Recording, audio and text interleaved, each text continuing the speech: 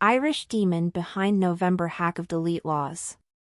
The headline shouldn't surprise anyone. We've been nice about it in the past and we've called it demon hacking a YouTube personality to somehow protect everyone from the mess that's going to follow, but we knew we'd eventually write the story as he was so sloppy about it to begin with. In late November, Jose Chili de Castro's main DeleteLawz YouTube channel was hacked, with the hackers running 3 attacks on a Friday night into a Saturday morning filled with men-on-men erotica. From what we've been told and what makes the most sense, the hackers used an old StreamYard back-end to access de Castro's channel. That is why the erotica only appeared on his main channel and not the 2 other YouTube channels, his Twitter/X account and his Facebook account. The StreamYard access was so old that it was from a time where de Castro wasn't streaming from those accounts as of yet. The StreamYard access had apparently been floating around for some time. Christopher Direct D. Ruff had mentioned it on a live stream. There were rumors that Demon had been approached and rumors that Demon would conduct some sort of attack with it in the last week of November. Irish Demon live-streamed during these attacks. It was highly unusual of him to stream at the time, well into mid-morning in Ireland, and his mockery of de Castro prompted his followers, who weren't known to attend any of the previous thousands of de Castro live streams, to attend the erotica sessions to mock de Castro. Demon would then do a live stream celebrating all the times he had pulled pranks on Chili de Castro over the years. In the self-serving livestream, he would all but admit that he pulled the prank and essentially got credit for the prank without actually admitting said prank. Word from those in the know eventually leaked that Demon got cold feet about admitting the prank because he was afraid that there would be ramifications from YouTube from his actions. Loose lips sink ships, and in his quest for credit without admission, Demon may have sunk said ship. De Castro would briefly lose his main DeleteLawz channel over the incident as YouTube terminated the channel.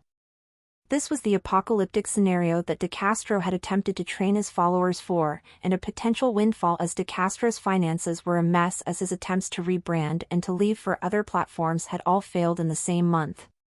Unfortunately for de Castro, in the aftermath of the hack and the channel loss, his fans didn't flock to support him on Twitter/X, his other YouTube channels or his new Team DeleteLawz channel.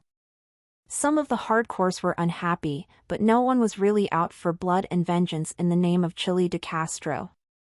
Our estimation was that de Castro would have lost between $4,000 and $6,000 in monthly revenue due to YouTube confiscating his AdSense revenue for November. Industry tools aren't as accurate as we'd like, but between super chats and ad revenue, he was right in that range. De Castro announced the layoffs of all of his editors, and now the harmless prank had real-life consequences as several people lost major portions of their income right before the holiday season. YouTube would eventually restore de Castro's channel. According to de Castro's public statement, they confirmed his statement that an outside party accessed his account and performed the attacks. He presumably had his AdSense revenue restored and has struggled greatly to get back on his feet since the hack. Demon's camp went silent. Eventually the rumor began to circulate that de Castro was so financially distraught that he faked the hack on his own as a publicity stunt after his move to paid Patreon failed, his move to Twitter/X failed, his own Team DeleteLawz failed and his attempted rebrand to First Amendment auditor failed all in the weeks leading up to the attacks. It was a stretch at best, but as we noted, it was the current rumor in our reporting when we previously covered Irish Demon's ongoing controversies. We also noted that listeners of Demon's livestream about his previous pranks on de Castro were 99.5% to the point of believing that Demon was responsible for the hack based on his own statements. The missing 5% was filled in on Thursday afternoon. We received the following message from YouTube personality Shiz on Team Skeptics Cool Shit Here forum. Shiz, yesterday at 5:14 p.m. At Jim Finch. Current rumor is the subject of the hack did it to himself in a desperate attempt to revive his channel. Carrot Demon admitted to the porn bomb in my VC in front of about plus or minus 20 people, and later sent me screenshots of him receiving the login and password. While this will eventually be read on the Auditing Insanity newscast by AI persona Yvette Peterson, who reads all of the DeCastro news, the very real human being writing the newscast, Jim Finch, has a long history with Shiz as both friends and adversaries. She doesn't condone us, we don't condone her. There's been a chosen separation between our two camps that's probably for the best. She has her major highway in the community, we have our one-lane backroad. Things are fine the way they are.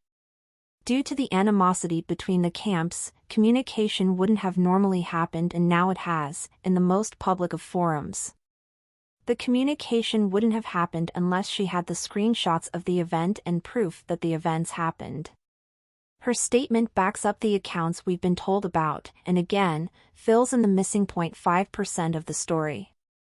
Irish Demon hacked Chili DeCastro. So now what? Irish Demon is in the process of losing his fandom.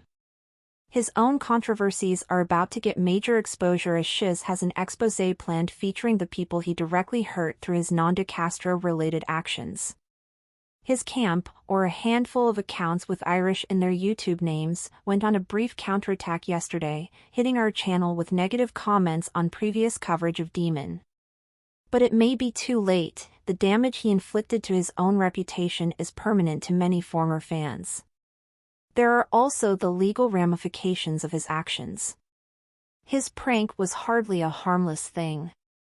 It resulted in the temporary layoffs of DeCastro's handful of editors and inflicted financial hardship on DeCastro's brand. It remains to be seen what will happen next, but we'll be here to report on events as they happen.